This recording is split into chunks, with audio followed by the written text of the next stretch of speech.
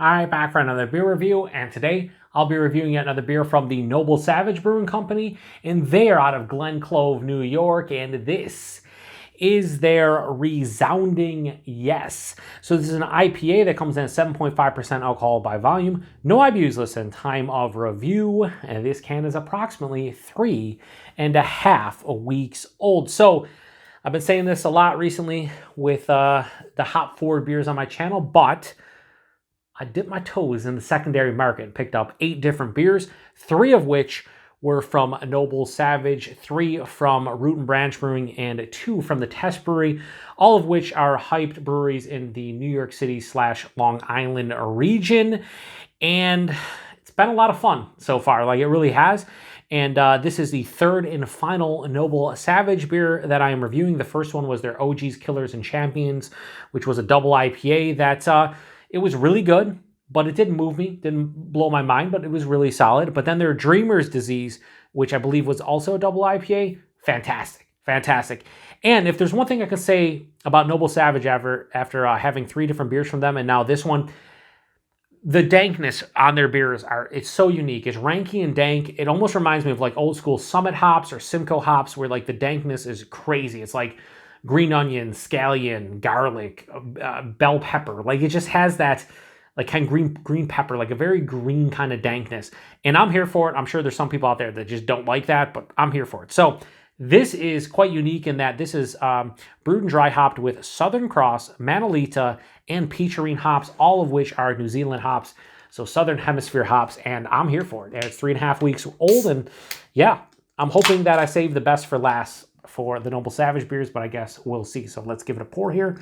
Oh, that has that light milky kind of look to it. We'll try to generate a bigger head here because it didn't look like it was going to generate a huge head, but yeah, so this has a crazy hop bill that just screams, you know, the Southern Hemisphere hop. So yeah, that has that milky kind of honey orange color. It's probably going to look a little bit darker on camera, in person a little bit more vibrant, almost a 2-finger of this super creamy looking head, a little bit of bigger bubble, so maybe you should say soap sudsy, but it's not going anywhere. Milky, like I said, murky turbid, hold it up to light, you cannot see through it, and in this Trillium glass, it looks fantastic. All right, so let's get a nose on this one. Again, I don't know if it's the yeast, the water treatment, whatever they're doing to these beers. Noble Savage has such a distinct aromatic profile, but also taste profile. And again, it's so ranky dank. And again, you could say the aforementioned characteristics I already mentioned, or like a stinky cheese. It just has such a dankness that isn't like weed or marijuana. Yeah, it's unmistakable. Like I don't say this a lot because I think my palate's terrible. So why are you watching my channel? But no, in general, I can't be like, oh, I can identify the yeast profile from this brewery, or like they have this specific character over here. It's when you're doing a blind, it's a whole different ball game. I think if you put this in front of me, I would probably guess Noble Savage is one of like 2 or 3 guesses based on just this ranky dank profile. Again, it's like garlic, green peppers, a little bit of scallion, but a little bit of like a stinky cheese, like a Parmesan. Yeah, but then underneath that, lots of, I would say more tropical fruit than anything. Like an underripened melon, like a honeydew or a cantaloupe. Kiwi. I could see how so many people would hate the nose of this, and maybe people who don't like Noble Savage, because I've seen some people on my, some of my Untapped friends, some people are like, oh, just that Noble Savage just doesn't do it for me, and I'm just like, I can see why. But for me, this is so unique, but also I like this characteristic. I like once people were talking about Summit hops back, 10 years ago, and people are like, oh, I get, onion, garlic, and if you say that to anybody about a beer, they're like, what? That sounds horrible. It's not, to me, it's not, because it blends in beautifully with the rest of the beer. Like the aromatics are, yeah, it's that ranky dank, but underneath it, it's a tropical fruit bowl of awesomeness. A little bit of like that guava, passion fruit, peach for sure, apricot, mango, nectarine. Like it has a big stone fruit and tropical. I'm not getting much citrus. Stone fruits and tropical, yes. Man, this smells Noble Savage, and I know this sounds like a cop-out or something that maybe sounds bad if you're saying this, where a lot of people are like, oh, it smells unique or it tastes unique or that's different, which is usually just a nice way of saying, like, I don't really care for that, but I could see it. Like, no, this is different, this is unique, but it's my jam. Let's get into it. Cheers, everyone.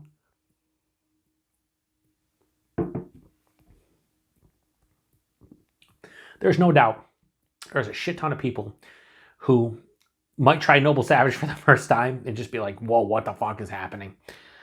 That's their MO. Their MO is this ranky-dank kind of feeling. Again, I don't know what exactly is producing that. If it is the yeast character or maybe the water treatment, there's some kind of consistency to their beers. I've had 4 now, still a small sample size, but they've all had this like ranky-dank kind of feeling to it. And they're all very similar, but I could see how people don't dig them. I adore them.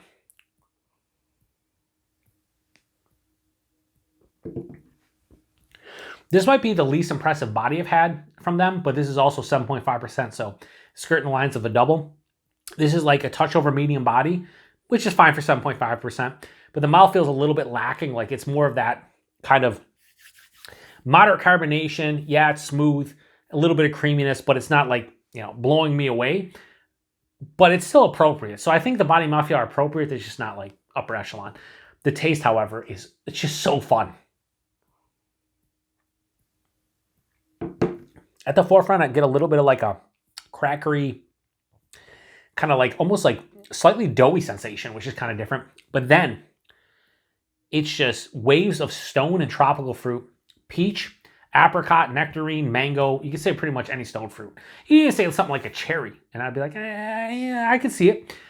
Then it transitions into tropical fruit, passion fruit, guava, kiwi, a little bit of like a honeydew or cantaloupe towards the rind of those melons. And then the finish, again, scallion, garlic, stinky cheese, green peppers, bell peppers specifically. I could see that. And I would not think you're wrong based on what I'm tasting. Like, I get it. Finishes with a firm dryness, mild bitterness, so unique, so different. This is very tasty, but I can see you right now. If you're watching this, I see you. I see you through my camera lens. I don't, but I could see people seeing this review, watching it and being like, what is this guy on? What is he talking about with all these weird ranky-dang kind of qualities? That sounds horrible. It's a 7.5% hazy IPA. I don't want any of that shit. Listen, I feel you. I get you. I understand. Beer is subjective. We all have different palates, so we're all going to like different stuff. This is just in my wheelhouse, if I'm being honest.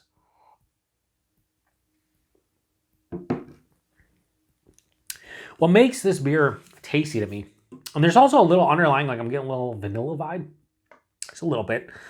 And it also finishes, outside that ranky dankness, it's like, also has like an herbaceous kind of finish. It does have a mild to moderate bitterness. It's a little bit more bitter. And maybe because it's lower ABV, the bitterness is kind of seeping through a little bit, which I enjoy. So this is like mild to moderately bitter, firmly dry, has that ranky dank finish with a little bit of like green herbaceousness. No hop burn or anything. 3.5 weeks old, drinking extremely well. I don't know how to rate this, but let's just say this. I think this is delicious. But I will, this is the one takeaway for me personally and how it affects me as a whole. I don't think, for me, Noble Savage would be a brewery where I'd buy an entire 4-pack and drink the entire 4-pack. I think if I ever, even if they were readily available, it would be like, hey, whatever release you have, I want to try out your new beer. I think this flavor profile would get old. Like, I couldn't session this beer. I could not drink 2 or 3 of these. I think that ranky dank, just unique quality to their beers would get to me over time, but I appreciate it in small doses like this beer right here. Just the 16 fluid ounces. Like, this is all I want from them. Is this amount. This is tasty. It's tasty. It's different. Noble Savage sticks out from the crowd from what I've had. I've had 4 beers total. Again, small sample size, but I think it just works for what I'm looking for. But again, if you come to this review and you leave a comment and you hated this beer or maybe dislike Noble Savage as a whole, I understand why. Like, I get why. And a lot of other breweries I don't understand. I'll be like, what? Like, that was a good beer, whatever the style is. This I could see turning a lot of people off, but also turning a lot of people on. So, and also 7.5%, slight warming in the chest, nothing on the palate. I'm going to give a resounding yes from Noble Savage. I'm going to give this a low 4.5 and go 4.4. I would typically give this probably like a 4.25, high 4.25. But again, just as I spill beer on the table that I am not going to let go to waste. I'm just wiping it up with my hand here. I'll use this paper towel as I continue to talk about it. I just have to give it its props for just being something different. Like, I haven't had a brewery that is so consistent with like this ranky dank quality for most of their beers up until I've had Noble Savage. Like, it's one of these breweries now where people say, oh, like with Treehouse for many years, people could say there's specific notes in the beer where like, I know that's Treehouse yeast. I know it's a Treehouse beer. With Noble Savage, I'm not saying this for sure, but if I was to get a Noble Savage beer blind, I probably could tell it's a Noble Savage beer based on the 4 that I've had. So a 4.4 seems appropriate. This is really good. At OG's Killers and Champions, I don't think it was as ranky and dank as this and the Dreamer's Disease and the other one I had, which I forget the name of it from a year ago. It was the first one I had from Sierra Hotel. But yeah, these are just good beers. Just different too, unique, but in a good way. Now, price point availability goes a little bit sideways. $27 4-pack for most of the stuff I see on their website. You're talking almost $7 a can. I get it. They're in the New York City / Long Island region. You know, you're basically in a region in which things are more expensive. But $7 for a can of that. Let's say this was even 25 or 26 because it's 7.5% IPA. That's still a lot of money. I would prefer to see this in the $20, $22 range.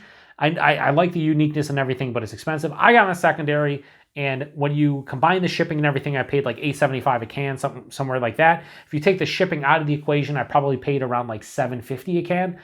I don't, you know what? Like I said earlier, I prefer drinking like one of these and like if I could get like a mixed 4-pack from Noble Savage all the time, that'd be cool. I'd easily pay $30 for a mixed 4-pack of their stuff. But like if I'm buying an entire 4-pack, $26, $27 just sounds a little bit too much for me. But whatever. Availability is Noble Savage. You got to go to the brewery. I think you can order their stuff online, then you have to pick it up. But check out Heat Miser Brews on Instagram if you want. Noble Savage, Root and Branch, The Test. He sometimes get deep fried beers and some other random stuff. He hooked me up. Great price point. Shipped to my house in a couple days. It was fantastic. So no complaints. And if he ever gets, if I get the opportunity to order some stuff from him again, I will, for sure. Especially when I want to dip my toes back in that secondary market. So if you've had this one before, post in the comment section. 7.5%, like I said, a little warming in the chest. Body and mouthfeel, not as spectacular as their other beers, but man, the uniqueness to these, it's hard to beat Noble Savage right now for hazies, where the uniqueness is. Like Root and Branch, close, and we'll see. I do still have the Test Brewery's Lotus Bear. I'm hoping that's better than the other one I had from them, their Sky Cathedral. But I have that, and I have one more from Root and Branch, their One Dimensional Man, and then I'm on to other beers that aren't the secondary market. But anyway, yeah, if you've had this one before, comment section, I'd love to hear from you. Appreciate everybody stopping by for another beer review here on the Beer Patrol. Like I said, this one thing this beer and a lot of Noble Savage beers have going for them, if you are a fan of hazy IPAs, double IPAs that aren't too sweet, this is the brewery. They are not sweet in the least. They have a little bit of sweetness, but they are not sweet. They will never, at least of the 4 I've had, they don't lean too sweet. They're not overly sweet. They're just pretty much well balanced, even leaning more to that like dry kind of, again, ranky dank finish. So if you're somebody who doesn't like sweet, hazy IPAs and double IPAs, I think this would do you right, as long as you can get down with the dankness. Anyway, to the next one. Cheers.